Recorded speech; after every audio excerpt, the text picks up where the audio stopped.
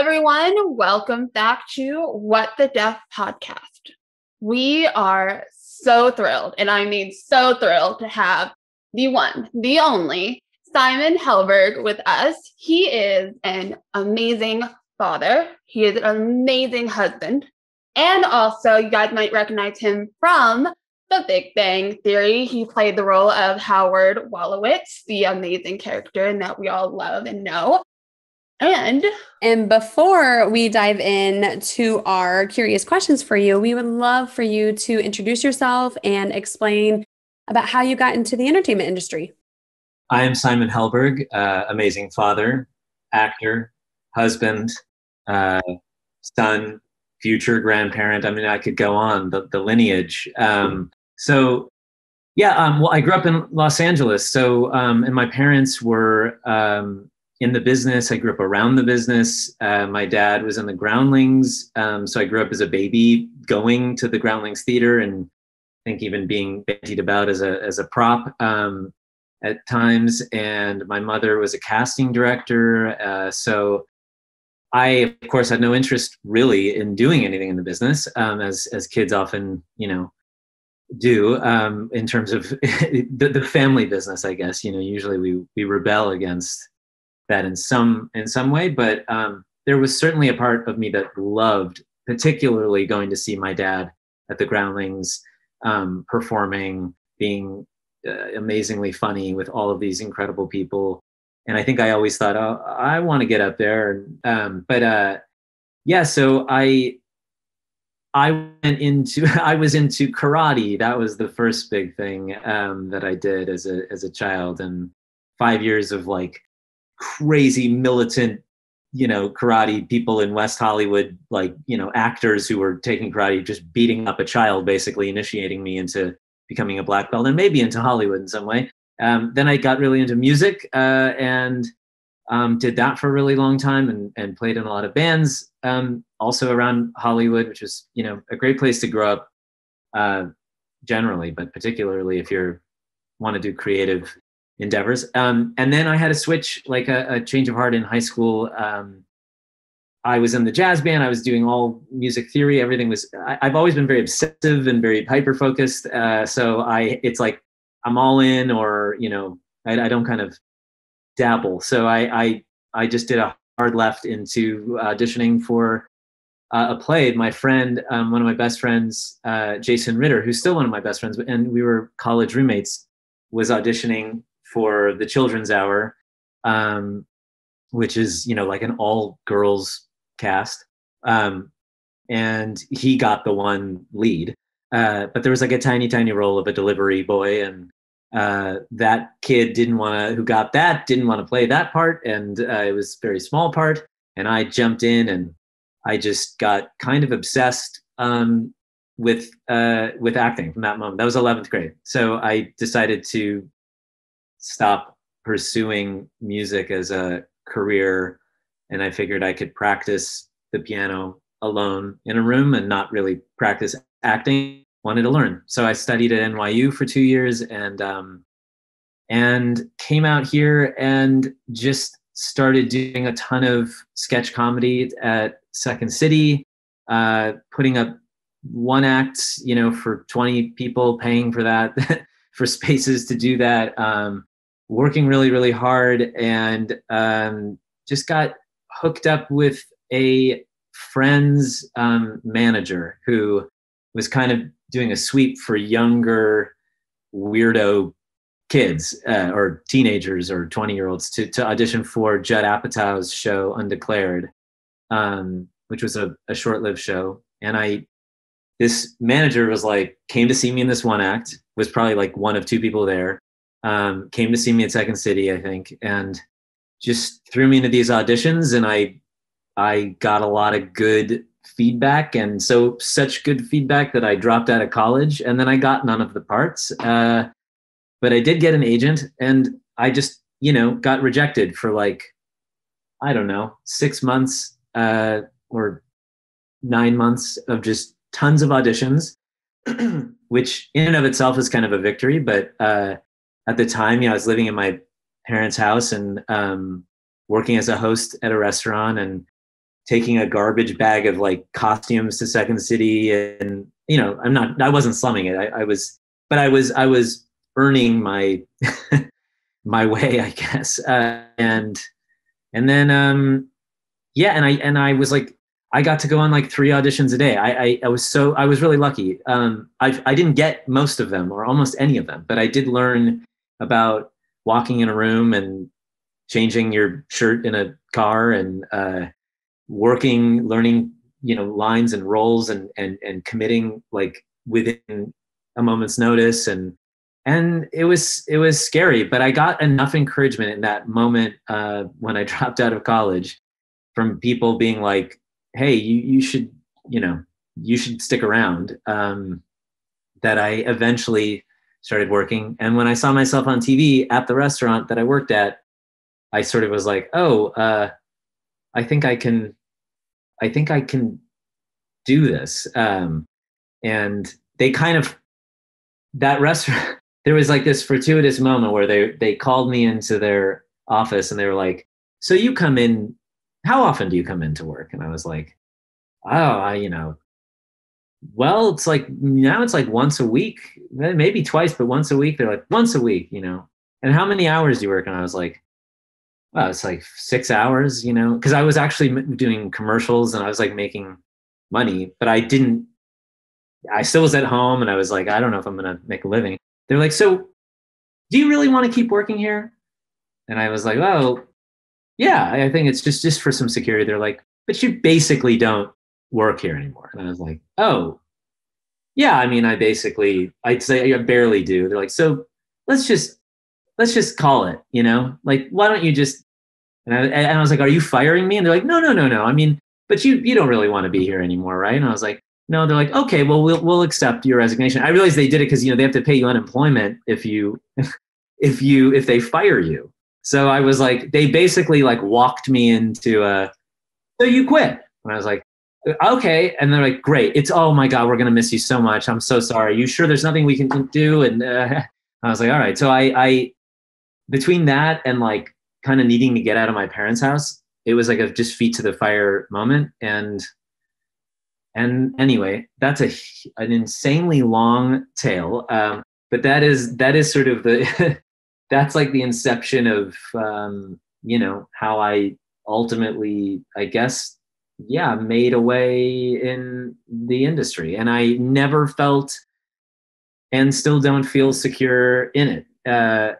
And even when I was on Big Bang, I like was probably the last person in the cast to even, put a hole in the wall and hang a picture. Cause I was like, I don't know if we're gonna, season 7, but I don't know, so like there's a little bit of it that's healthy and a little bit that's not. But I think walking that line of like, feeling like you belong and knowing that you may be wiped out, the next day. And I'm curious, I'll stop talking now, but I'm curious to hear your guys' stories too. And, I can only imagine, everybody must share some of these feelings and insecurities, and I'm sure you guys have your own versions of that. For sure. It's interesting that you talked about your parents, that you kind of like rebelled against your parents and not wanting to become an actor. So both my parents are within the entertainment industry, and growing up, I was like, I do not want to be like my parents. I want to become a teacher. Like, no. And I also didn't think I could, because being deaf and looking not the standard typical actress that I normally see on the screen, I was like, it's not a possibility for me. So I just focused on wanting to make an impact in little kiddos' lives and becoming a teacher. And then when I went to college, my dad actually said, hey, I have a casting director friend of mine who has a role that she thinks would be perfect for you. Do you want to audition? And in that moment of my own insecurity, that was like, do I want to put myself out there? Do I want to try? Because like you said, in the industry, it's a tough dog-eat-dog world, and there's a lot of rejection. Am I strong enough to handle that? And I was like, okay, I'm gonna take a risk and I'm gonna do it. And I just happened to book my first audition, first role, and that lit the fire in me to show people that it doesn't matter what your obstacles are, what you have to overcome, that you can achieve it. It's hard work, but in the end, like it's worth it to me. So when you said that story, it really resonated with me because I relate with that so much. Yeah.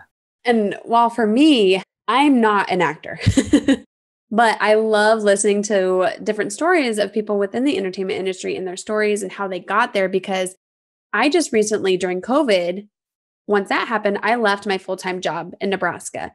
I sold my house. I basically got rid of everything and I headed up to California to start something new. So it's interesting to see people who step out of their comfort zone for something because they have that gut instinct. They have more to give to the world and they know it and they become successful that way than staying in their comfort zone. So for me to listen to that story, I'm like, oh, yes, I'm doing life right. I don't know where I'm going to be. I don't know what's going to happen 5 years, 10 years from now. I don't know what my future looks like, but I know that I'm doing something right and I will finally find something that I love. So it feels good to hear your story and see that, you worked so hard to get to where you are right now and knowing that it's not easy. And if it was easy, everybody would be in it. And it's not because it is a challenge. And, you have to accept a lot of rejections and navigate through that to become more successful in life. So for our audience who might not understand anything related with the entertainment industry, there's many different types of shows out there. There's multi-camera sitcoms like Big Bang Theory. There's single camera comedy. There's drama single camera. So I'm wondering if you can kind of explain to our audience what your experience was like on Big Bang from a multi-camera comedy and just kind of give us a Cliff Note version of what that all meant. Multi-camera comedy is basically doing a short play every week, kind of like the sketch comedy that I was doing, which is very, very much hinges on that live energy. Doing any comedy is kind of hard to do alone or in a room with no feedback. But it's very much like theater, and you have to move quick and think fast and jump up there. And so basically, like an average week was. Our week started on Wednesday. We got the script the night before Wednesday. So we would read the script Tuesday night. Wednesday morning, we would have a table read where we would just sit down at a long table. Depending on how concerned the network or the studio is with your show, the table might be really long, filled with people if they like it, or if they're really concerned. If they're somewhere in the middle and they don't like your show, and they're convinced that it's just a goner, they may not even show up. There's all that funny stuff too that happens. But let's just go to the point in which our show is moving along and on the air. Like, yeah, the average week was Wednesday morning, read it with the cast. The writers listen, take notes, and make changes after you go home, which would be like 30 minutes after you started reading. It would be a very short day. Thursday, we would come in with a new script, probably not a ton of changes usually, but some, and get up on our feet, run it a couple times with the director, and then the writers and producers would come in at the end of the day and we do a full run through for them. And that day would be like, 10 a.m. to 2:30, super luxurious. Certainly as we went on, we were there even less time. So like by 3-4 seasons in, Fridays we would have off. And Mondays we would bring in cameras and we would just shoot a few scenes, like maybe some that were tricky to do so we could have them kind of in the can, maybe some in the car or outside if you ever had that, ones you couldn't do in front of the audience. And you would go home. Or if you didn't have anything to shoot, you wouldn't even be in at all. This is like, again, sort of as we got the machine running. So like Tuesdays were our long days. You'd come in around noon and you would camera block the whole show. So you bring the cameras in, feel where you are, where they feel where they are. And then the audience comes in like after dinner, 5-6 o'clock, and you shoot the show. We would shoot by average, by the end, we would shoot like 2.5-3 hours. You do each scene twice and you're done. So like it would be conceivable by earlier on you were there more and you needed to be and you were rehearsing more. But like by the end, it was like Wednesday, you read it for a half hour. Thursday, you rehearse it a couple times.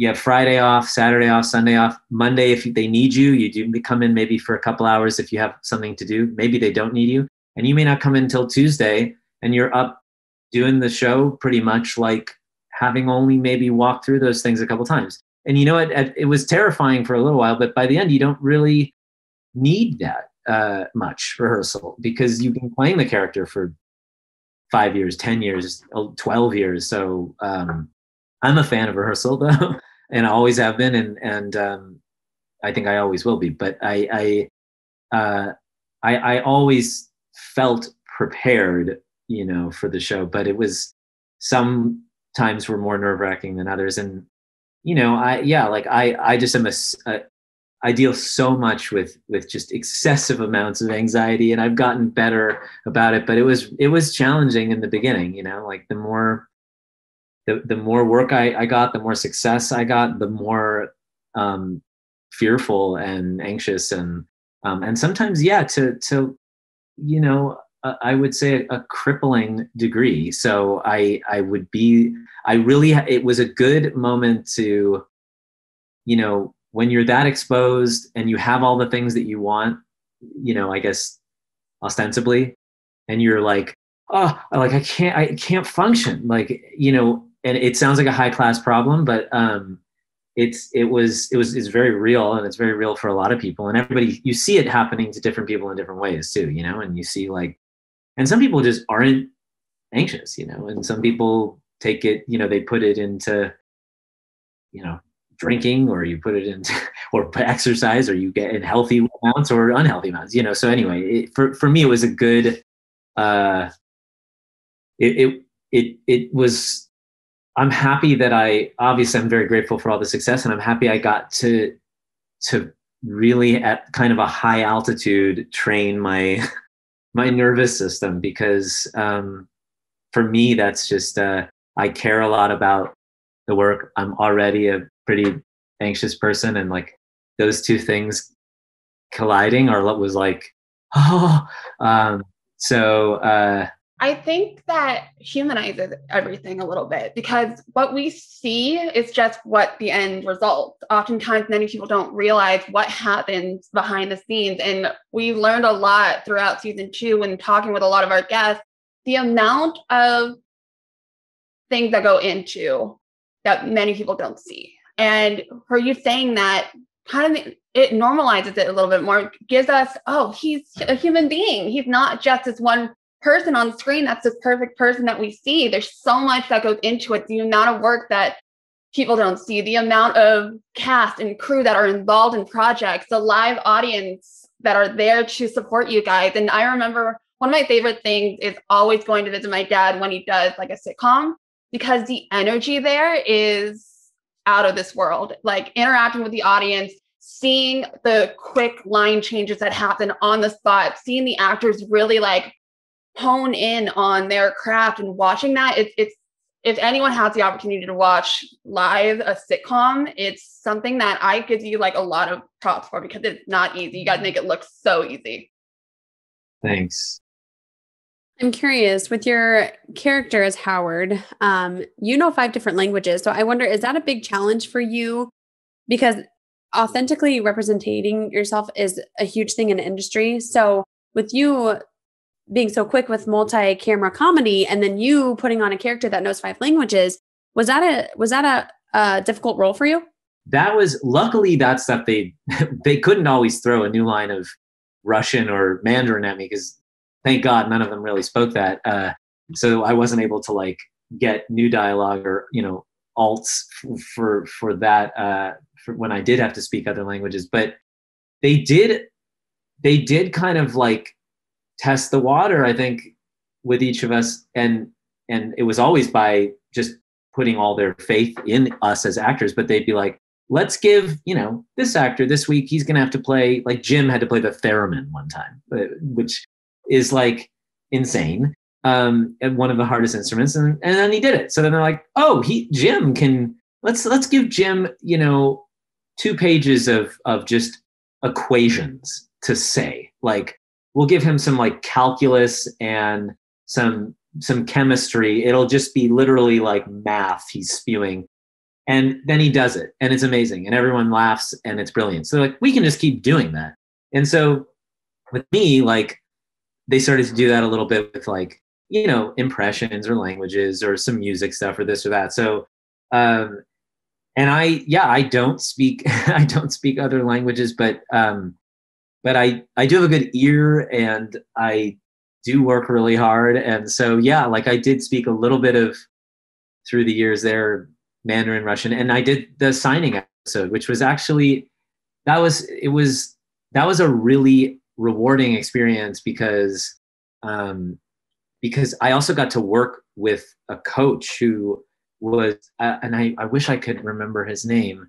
And I think he was just there for me to help me, unless he was also there to kind of oversee the whole thing. But I got to work with him, and he got to explain to me some of the signs and where they come from, and he got to. It was a really, that was like a very, sometimes it was a little more isolating, like learning, you know, Russian in my dressing room, listening to someone say this line over and over again. But this was like a very interactive experience, and it was also just dipping a toe into into that world. I'm so curious. I wish I got to do it more. The only thing that I can really remember in terms of the sign was that I had to say something about the U.S., the United States, and he told me that it was that, and he explained it's because it's a melting pot. And I remember that. I was like so blown away by the origin of that. And are there a lot of signs that have like that kind of I don't know what the word would be, like like that originate from those kinds of places? Like, yeah, we actually have a friend of ours who set up an Instagram account called the ASL Lab, where he explains the history and the roots of sign language, because they do have meanings behind it. And surprisingly, like me as a deaf person, I did not know my history of my language until Gallaudet University, which is an all-deaf university, and the only one in the world, actually.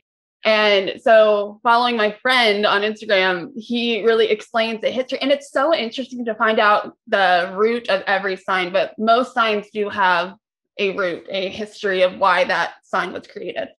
So speaking of, you like jumped because you were going to talk about your episode, your signing episode. So prior to that specific episode, when you found out that you were going to be signing and becoming the interpreter for Raj and his date, how was that experience? Because again, sitcoms, it is fast-paced. You don't have a lot of time to learn. And what was your process? How did you learn? You spoke a little bit about having an ASL coach on set. So can you expand on your experience? Yeah.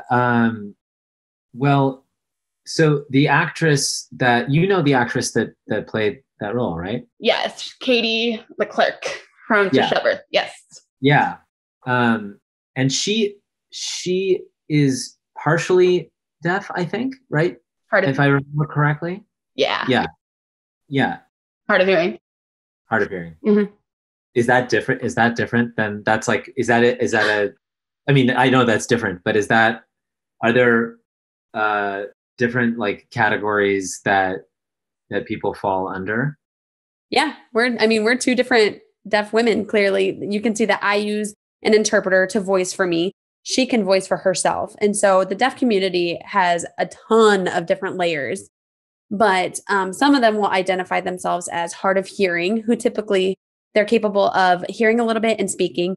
I identify myself as deaf. It really depends on the individual and what they want to identify themselves with within our community. So is some of it identity, like you're saying, like a choice of how you perceive yourself or how you want to be labeled, or is it also physiological, or is it both? How does that work? So for me, I identify as deaf, and many people say, but you can hear and talk. Being deaf is part of my identity. I am technically hard of hearing because I can hear and speak, but I don't identify with being called hard of hearing because the community itself is so rich and so vibrant that being deaf is who I am. Like I am deaf. Once I take out my hearing aid, I cannot hear anything. I am deaf. And also I'm being a part of that community really has that support. So I'd rather be deaf than hard of hearing.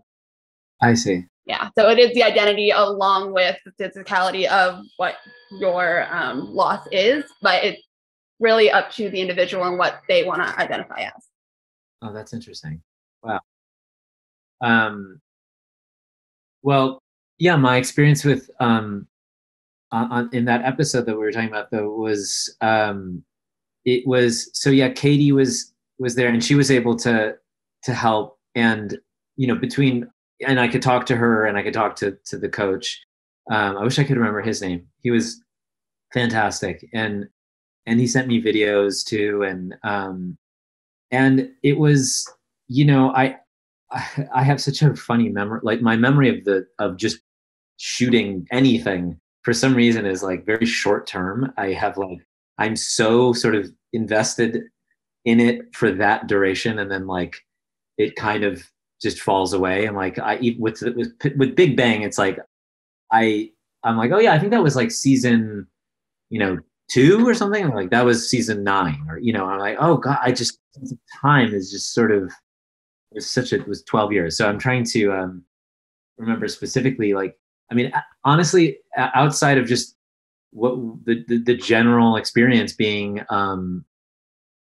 wonderful and illuminating and also kind of empowering, which it was, and I guess in thinking back on it, like there also was just such a connection that I felt because I got to kind of be led into that exclusive club, of which there were just the 2 of them. Not that I learned more than I wasn't like by the end of the week gossiping with them in sign language, but there was an intimacy, I guess, to it. And you probably are more familiar with the episode than I am. How did that read to you? Like, how did the show, like, was there anything about it that felt insensitive? Was there anything about it? I'm sure there were some jokes that were probably insensitive.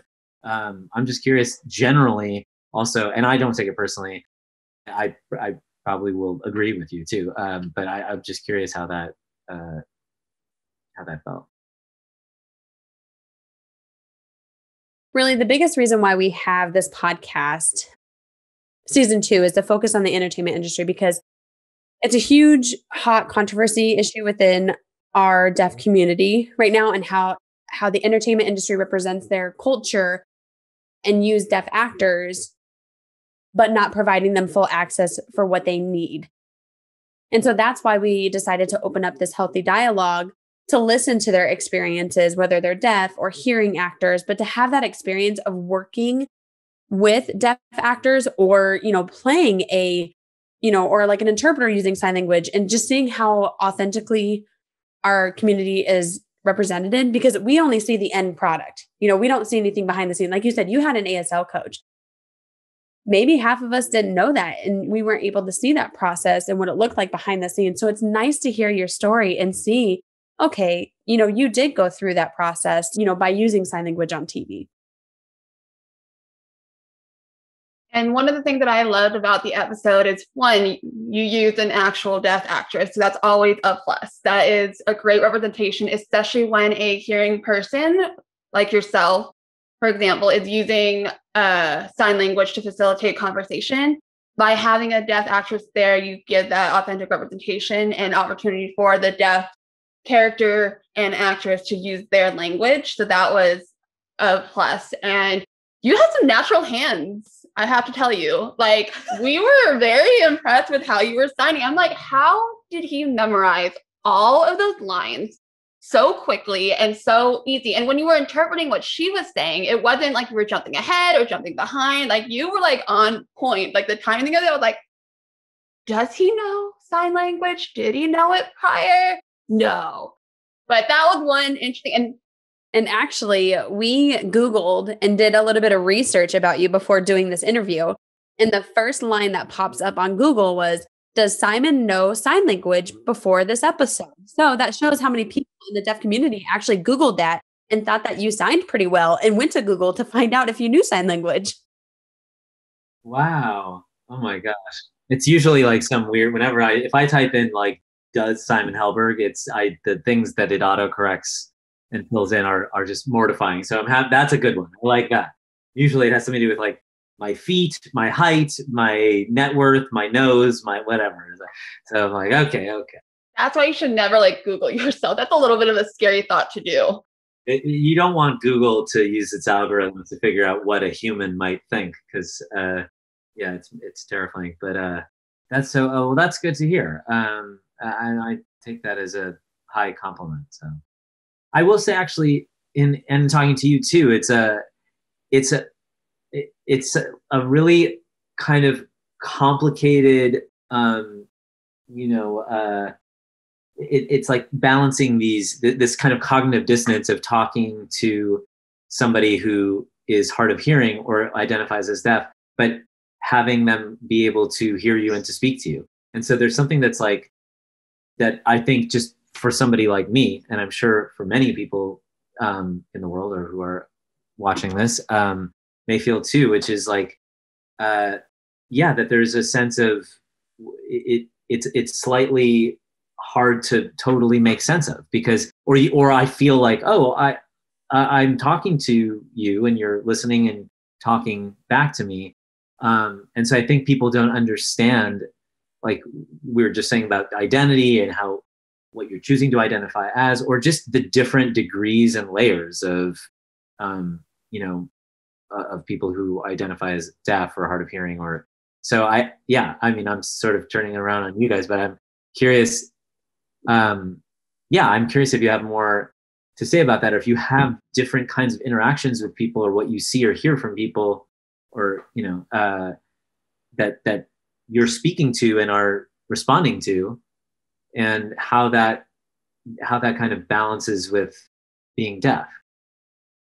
A lot of the hearing guests that we had on the show have no prior knowledge of the deaf community other than me. And they recently met Carly, who again identifies as a completely different type of deaf woman. And they realized, oh, so Sarah is not, there's more deaf people that are different than just Sarah. And that was a huge realization that many people didn't acknowledge or know prior. And a lot of the conversations that I have with people, oftentimes I get, oh my God, you don't sound like you're deaf, or I would never have guessed that you were deaf. And I was like, what is deaf supposed to look like? What is deaf supposed to sound like? And it's again, and it's not their fault. It's not like a bad thing at all. It's just many people don't, if they're not exposed to a community or a culture or someone who is different, how would they know how to react? So that's why with season 1 and season 2, all the questions that we received, we are grateful for the questions, because it opens up the door to allow people to realize there's so many different layers and there's so many different beautiful deaf stories out there, if you just take the time to kind of open your mind a little bit and open your heart and ask those questions. Not just that, but being deaf is more than just being deaf. There's the culture and community behind it too. And so for a lot of people, it's easy to learn sign language and say, oh, that's cool, it was fun, but then that's the end of it. That's it, without really giving back to our community. And that, that's our language. And so sometimes I'm like, okay, we need hearing people to learn about us as well and share that with your circle of friends, so that more people are aware about the deaf community and culture better.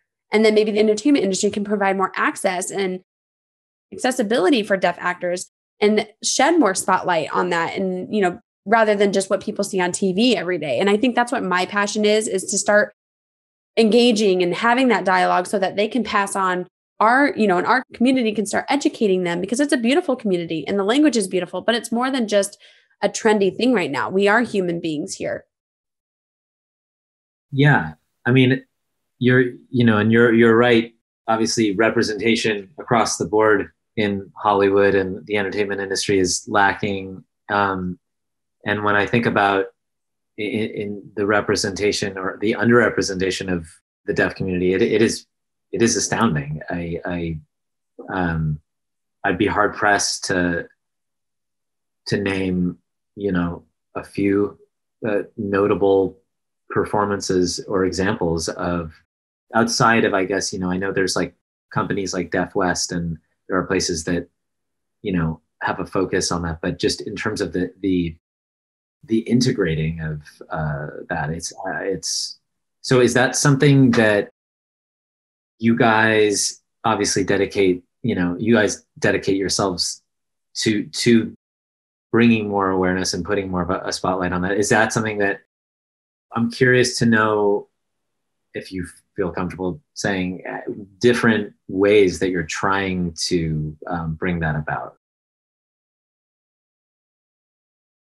We have expanded our podcast to become a production company. So we are now What the Deaf Productions, where our goal, our passion is to be the go-to resource for anyone within the entertainment industry, and not only the entertainment industry, but companies in general, or anyone that wants to have anything to do with the deaf community or wants someone to find out more knowledge about the deaf world. We want to be that place to make everyone feel comfortable and safe to ask and want to grow. It's always our goal, just as individuals, as best friends, to inspire and make an impact in this world and leave the world better than where it started. So our goal as a production company is just to become that go-to resource for anyone that wants to listen to our stories and wants help in navigating how best to represent us as a deaf community.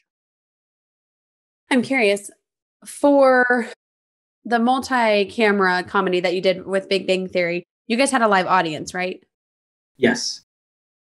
So I'm curious, so for that episode where you signed and engaged with the deaf actor, so the live audience, was it accessible for deaf and hard of hearing people to go and watch that live show? That's a perfect example of why we want to do this production, because oftentimes they don't. There's no interpreter on set to interpret what they're saying or acting. So it's not accessible, but they have a deaf actor there. So what if I wanted to go and support the deaf actor? I can't, because the live audience is not accessible for me. So, and maybe yours was accessible, I don't know, but that's my passion, is to make sure, hey, great, I'm glad we're doing this, but let's find a way to include the deaf and hard of hearing community to help support our deaf actors as well within that comedy show. Yeah. No, I don't remember. But I'm guessing just from my experience there for 12 years, there was not an interpreter. And as I'm hearing that, I'm wondering, like, in my lifetime, and I don't know if it's just more awareness on my part or if there has, I'm assuming it's both, but there has been progress in, like, when you go to the Hollywood Bowl, or you see a political speech or any of these, anything nowadays that's like on that kind of scale, you see interpreters, and I'm wondering, has that changed a lot in the last several years? Was there any kind of, how did that come about? What are ways that you think and hope it might improve even more? So that's a bunch of questions, but I always think that there's always room for improvement.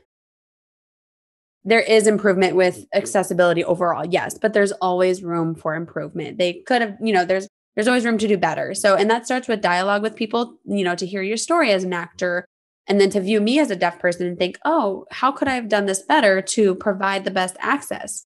And that's to, start these conversations by learning more about how the entertainment industry is ran, because I know that there's more to it and it's a challenge. There's always a budget. Who can pay for the interpreter? Where's our accessibility to take acting classes? Like little things. Overall, big picture, yes, the accessibility has gotten better and people are starting to recognize sign language within the media, which is a wonderful thing. The deaf community is starting to grow. There's more creators within our community who are passionate about getting into the industry and finally can, because now, it is accessible for them to be a part of the entertainment industry. How did that, so yeah, and like how did that change and when? And do you know, like, I guess just in a super anecdotal way, I don't remember as a kid going to a play or a concert or watching, the governor speak or something and seeing interpreters. And I feel like I do now. And maybe that's am I correct in that feeling that there is more of that? And how did that come about? I think the turning point is the ADA. The law was passed for the Americans with Disability Act, where they required to provide accessibility for deaf and hard of hearing people. And that changed a lot of people's lives, where we can finally say, hey, we need our accommodations and you are required by law to provide me one. That helped it's our Bible, basically. Some people would say it has saved us every time when we try to fight for our access and accessibility. So within the industry, I think it started changing when there's more deaf actors who are getting the spotlight on them. For example, Niall DeMarco, he won 2 reality shows and he's deaf. And now, the audience is just like, oh, it's wow, this deaf person. He was able to win Dancing with the Stars. And, they became more curious. And the more curious they got, the more the deaf community started screaming and saying, hey, fine, if you're curious about us, you got to give us what we need first. And that's the accessibility. And so I think that was a huge life-changing turning point for deaf people in our community.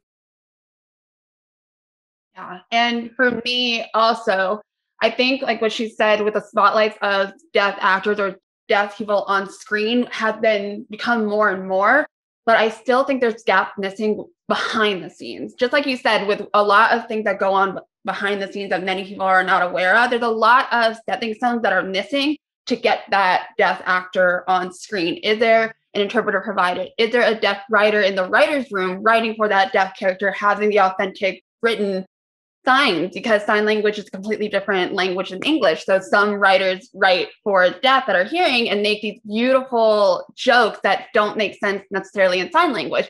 Is there a deaf director directing a deaf character on set? Again, if we go back to the root of the issues, like me as an actress who wants to take an acting class, most of the time acting classes are not accessible and don't provide an interpreter because the acting class doesn't have a big budget to begin with. So there's many little behind the scenes stepping stones that still need to be worked on that I think we need to start within the entertainment industry. It's great that we have deaf actors that are there on the screen, but there's still a lot more room for improvement to get that actor to have the freedom to just be an actor and put on that character and explore without having to worry about, well, I have an interpreter. When I audition, is the interpreter going to be qualified enough for me to be able to perform my best? So those are the things that I want and we want to work on. And again, this is why season 2 is so important, to have these conversations and figure out what we can do to make those steps in that right direction.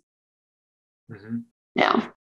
Yeah, it's there's a parallel. I mean, obviously, between representation across the board, like we were saying, that there's this quick Band-Aid fix to just plug some characters in, but everything that's generating these stories, all of the people, that perspective is still this, homogenous, this very myopic kind of point of view that does not, you can't tell stories that you don't know how to tell.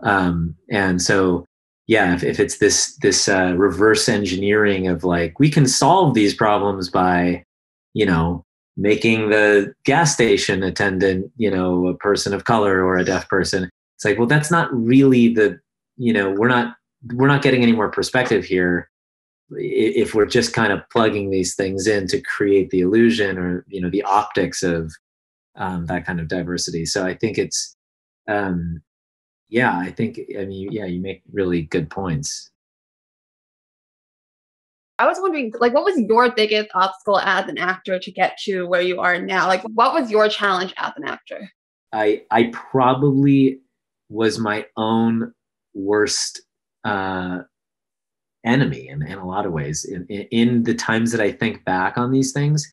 And I think about the way that I identify, what I clung to as my identity, were a lot of these things that I actually resented or that I assumed people saw in me. So like I leaned into some of these things, or like I thought like the neuroses or the kinds of anxieties, some of it is just things that I'm incapable of separating myself from, because like, something like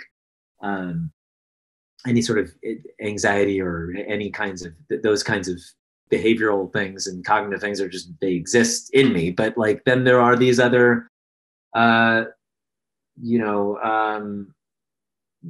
just this idea of, I guess, who I thought I was supposed to be, or who I thought people saw me as. And so you end up like not stretching yourself, or limiting yourself, thinking that these kinds of superficial things are who you are. And it's like, no, you don't have to present yourself that way. You don't have to be like, like, because you feel like, oh, like, and people come up to you and they make these like jokes like that are like kind of putting their own baggage on you, like, like, yeah, like one more Jew here and we'd have a whole synagogue, or whatever. You're like, well, yeah, like, and then you become this like, there's like an anger that can kind of build, and you're like, or almost this like rebellious, impulse to be like, stop pigeonholing me as this thing. And of course, playing a character like Howard Wolowitz on The Big Bang Theory, which, like, there's a lot of cultural stereotypes that I think are fine and funny. There's a lot that I actually just think are terribly unfunny, even if they're not offensive. I'm just like, not funny, hacky, never found it to be funny. But then there are some that are fine.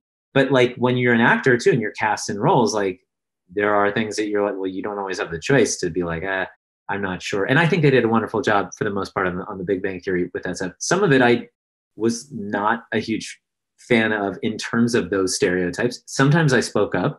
And when I did, often it was met with, an openness, and things were changed sometimes too. So like, it's a balance. 'Cause sometimes, it's like, yeah, I think that for me, the biggest takeaway from all of it was how much I limited myself, I guess. And of course, there are real challenges for people where the biggest challenge is not how they're limiting themselves, it's how the rest of the industry puts them in a box. So, I guess I was in the more privileged category of self-limitation, but. Yeah. You have no idea how much I resonate with all that you just said on a different level. Like you said, everyone has their own obstacles, their own stories, and not one is more important than the other. So thank you for sharing your internal struggles. I know that's a vulnerable thing to be, but I have been very similar with you in the sense of my own identity of like, I am my worst critic of who I am and what I want to represent. And Carly, made me realize that you just have to represent yourself as Sarah. Yes, you're a part of a larger community. Yes, you have a lot of different layers within your identity, but just represent you and who you are and be authentic to yourself. What other people say, that's out of your control. And I had to learn that the hard way. And then from there, it gave me that freedom to just be okay to just be me. And relating that with my acting career, which is still that upward climb of trying to figure out what I want to represent, how I want to represent myself. And I'm also half white, half Latina. So there's another part of my identity that I'm not sure, what am I supposed to do? What is right? And do I put on a character as an actor, as a Latina, even though I'm half? Like, what is the right thing to do? And I'm so afraid that I'm going to do wrong by society and offend someone because I took a role that wasn't supposed to be for me. And so that is always an internal struggle that I had, that I still am trying to unpack and trying to figure out. But for you to share that similar experience or that same feeling of hesitation of who you are is, again, it gives me that, oh, okay, so not everyone is perfect. You don't have to put on this like happy attitude, like, yes, everything is perfect in the world, I'm good. No, it's a human nature to just go through that internal struggle with yourself and figure out who you are as a person, as a human being, and what you want to represent to the mainstream world. And again, like, their reaction is out of your control. And also for you as an actor playing the role of Howard for so many years, is it hard sometimes for audiences to separate you as Simon and you as Howard? Because those are two very different people. So was that hard for you? Yeah, I think that it still is hard, not just for me the sense of my career, but it's hard sometimes even, I mean, now I'm a little farther from it, but it was hard for me to separate myself, like in my head, because again, I'm projecting what other people might put on me. I don't, I think I'm at my best when I just, like you said, I just try to be honest and present myself as I am. It's a lot of the times you kind of meet people at what you think they're at their level, like at what you expect. Like, oh, I see it with people, and I see it in myself too. But like, I've seen it with people who come up to me sometimes to try to say something nice, I guess. Like, but they end up saying like, like, listen, I don't fucking like your show. And I'm like, that's like the first thing they'll say, like, or like, I can't stand your show, but my girlfriend watches it, and this thing, or like, oh, I saw that terrible movie you were in, but what was it? And I'm like, wait, like that, where is this going, and is it going to, how are you going to feel at the end of this rambling monologue about how you don't like my show, or you don't like this thing, but what they're trying to do is actually like come off as a person who's not that impressed by celebrity, and therefore like can kind of bro out with me, like, hey, you and I are like the same, so like don't think I'm here to like, kiss your hem. I'm just a guy, like we could talk, and really what they're trying to do is be like, I'm cool, I'm not gonna like, geek out now. But they end up actually being kind of an asshole. And I don't think that they're trying to do it. So I used to do that all the time. I realized how much I did that when I got to work with people that I admired. There was like a long period of time where I was like, oh my God, I'm assuming that they think that I'm this like kind of like, sniveling little obsequious sycophant that's like, ooh. So I try to downplay and be like, like a dick to them. Like I'm like, making fun of these people who I love. I'm like, I don't ever do that. I don't know what's happening. One of the things that kind of like popped in my head talking about playing a character that is different than you, how do you give that authenticity to that role?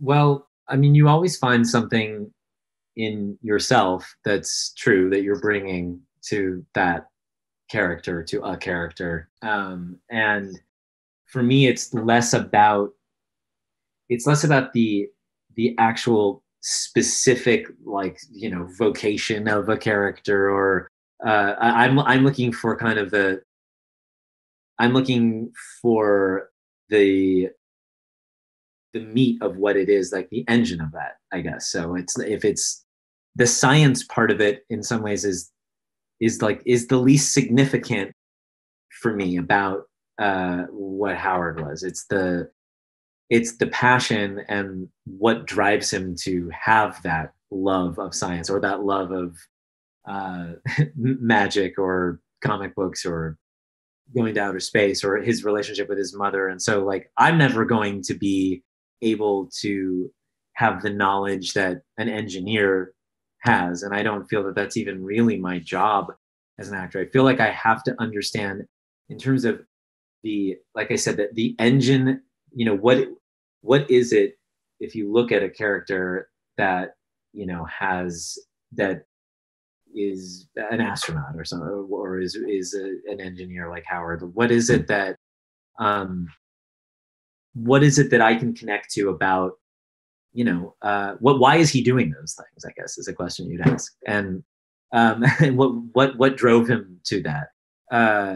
And you can look at his, childhood, his relationships, and his connection to those things. And then I try to find some common thread with that in me, some kind of, it doesn't, and it's not going to be science, so I'm not going to pretend it is. But at the same time, I find it really helpful to look enough into, in terms of like preparing or researching or anything, enough into the world of those people to see what, to immerse yourself enough that you're able to see what might be inspiring them to be able to have some connection specifically to that. But I'm not like, when you hear about, like, I was thinking recently I remember hearing that Daniel Day-Lewis, I think, learned the actual handwriting of Abraham Lincoln or something. Like when he was studying for Lincoln, he apparently like learned how to write. He had studied all of Lincoln's like these manuscripts, and I don't know if that's true. There's also like every story about Daniel Day-Lewis is, you never know if it's like a legend or not. And obviously, one of the most incredibly brilliant people on the planet, Daniel Day-Lewis. But I think there's a process for everybody, that's going to be somewhat different. And it's just about the way in, I guess. So whatever your way in is, wherever it becomes, however you can get to that point where, your story is coming out on screen, on stage, but, through this other character. And if it happens kind of in this, I think, if it aligns, I think in some ways when you look back and you watch it, it's like there are these little moments almost of like magic where it's like you've disappeared, and you're seeing that story. And I think it can only happen if it's just absolutely like raw and true, and for the performer. It doesn't mean it's something that you had to experience personally. I'm not going to like try to explain acting. You know what I mean? But I think that's so. Yeah, I feel like, but wrapping around to in some ways, and in line with this, and kind of when I got off track before, I think that there is this, and I think we all, we all pigeonhole people, and I do it all the time too. And I'm so aware of it. I'm always like, oh, why do people only see, me as this one thing? Or if they've seen Big Bang, it's like they only associate like the roles of scientists or nerds or comedy. And then I do the exact same thing, and I do it with people I love. I'm like, oh, this person I might look up to, if I'm thinking about like wanting to, if I'm writing something and I'm like picturing somebody in my head or something, I'm like, well, that person is, they do a completely other different genre of work. So, and of course, it's like you shortchange people all the time, and it's not even in any kind of malicious way or vindictive. It's just like we just don't always have the best imagination, oddly. So, yeah, that I feel like is, I have been fortunate enough, and I really have a mind towards doing things that are not just different from Big Bang, but are different than I've ever done. That's kind of the only reason I even really want to do this thing at all, is to get to, touch on as many different people and stories as I can, and challenge myself and get to throw myself in. I don't want to do the same thing over and over again. Oddly enough, I did it for 12 years, and that was amazing. And it makes it a bit harder to ask other people to, offer you this role or that role. But like in the things that I've done that have been outside Big Bang, that have also been, some of them have been with people I worship and look up to, and dream roles. They've been incidentally things where the director doesn't even know the show. Like you have to search long and hard to find somebody like at season 9 or whatever who didn't know the Big Bang Theory. But like I did the movie Florence Foster Jenkins with Meryl Streep, and I met with the director Stephen Frears, who's like just a legend, and he didn't even know the show. And in many ways, that is why I got that part. And he didn't, and I couldn't tell if he was messing with me or not, because he has a way of where you can't ever tell if he's being sarcastic. But like, that character that I played there had, there was had nothing to do with, science, being a nerd, being Jewish, being short, being whatever. It had nothing to do with any of that. And because of that, and because I was like, it was such in my mind, it was kind of a long shot and it was a dream. I just threw myself all in, and in meeting with him, it was like all that insecurity, like it just, I didn't have it. I wasn't going to sit there and undermine myself. And then I got it. And when people saw the movie, I know, because there were test screenings, they didn't recognize me from the show. Like, there were people who were like, I heard about these different screenings where they were like asking about my character, they're like doing those focus groups. And they were like, oh, they had no idea. So like, and I don't even say that as like that I disappeared so much into the role, but I just mean like, there's, when people are given an opportunity, we have a lot of different sides to us all. And we've all have a lot of life experience, and we are more, than the sum of our parts. We are more than you see, like, even if you see it for 12 years, like, if you're an actor, like, hopefully you're doing it and you're equipped to play different roles. So anyhow, yeah. Two things. First, I think oftentimes a lot of people think that being an actor is your job. That's the biggest thing that people think. They think, oh, wow, like, you were so lucky. You had that privilege of being part of the entertainment industry, but they forget about all the hard work that's invested, and that is your job. You just happen to be an actor, but you also have a totally different life besides being the actor. And then second, oddly enough, I feel that parallels a lot with the deaf community. A lot of people oftentimes are viewed as deaf. I don't speak. I can't speak English. That's how they're perceived. Different. And then, wow, they look at sign language as this beautiful language that's so cool. And then that's it, without really acknowledging the fact that I am a person. I have a whole life. I have a story that I can share, but they take all that away, and they're just so curious about my deaf identity and what it's like to live in the world as a deaf person without knowing what it's like for me to live in life as Carly. Like, I have a totally different experience as a person, not just because I'm deaf, but, I'm not here in California because I'm deaf. I'm here because of the choices that I made, because of the sacrifices that I've done. So that very parallels with, deaf actors. People think like, oh, wow, that's really cool. But really, Simon is not just Howard. It's not just the character. You have this entire life. You have a family, a home, kids. People don't ask about, how you are, how's your family, because they look at you as an actor and that's it. And they forget the rest of, the beautiful life story that you have to share as well.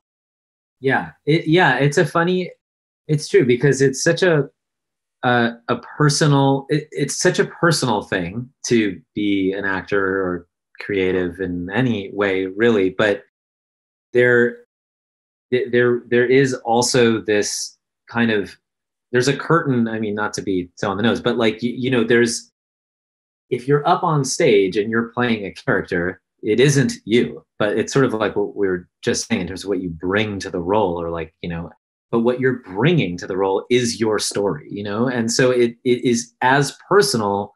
And I think maybe that's what a big attraction is to people. I think it is to me, is the ability to be completely open and vulnerable, but not have to tell my personal story, in a literal way, to get to do it in some kind of abstraction where it's like, you're standing there as a character and you're connecting and you're living through that character, and it's as truthful, hopefully, and as vulnerable and open as can be, but you don't have to tell people, your address or the conversation you had with your, mom the night before, or your wife that morning, but it's all there. There's this outlet. And that's definitely, but I think if you, therein lies a little bit of that, I guess the typecasting, the profiling, those kinds of things, which in my case, again, I feel like is a bit of a champagne problem, but I see the parallels, we're like, yeah, I feel like we're very intelligent creatures, but there's a very simple-minded, animal brain thing that happens. It's just like, and you see it across the board. I'm not to get into anything political, but like you see the actual need for very simple narrative, good guy, bad guy, and everybody does it. It's kind of an interesting thing that we have this great imagination, but then there are these huge blind spots and these huge limitations that sometimes have to be cracked open by like someone knocking you over the head or something. Even when you're as focused on it as I have been and as you guys are, and it happens. It's just it's an interesting. We can be going on for hours and hours with you, because this conversation, you opening up your heart, we really appreciate everything that you've done for this episode. Again, it inspired me, and I know inspired you too, and our audience, to really just listen and take a breath and to empathize with each other. Again, we just cannot thank you enough for being here and having an open-hearted dialogue. No, I thank you guys. I hope I made some sense, and I really appreciated hearing all of your guys' insights and getting a glimpse into what you guys do and your experiences, and and thank you. It's been a pleasure. Of course. And for our audience, if you have any questions, please contact us at questions@whatthedeaf.com. And follow us on Instagram at whatthedeaf to keep up with all of our updates. Until next week. Until then. Bye, guys. Bye. We would like to thank dpan.tv and their services at aslcaptions.com for making the transcripts and captions of this podcast accessible for everyone. If you're looking for captioning or transcript services, they do amazing work.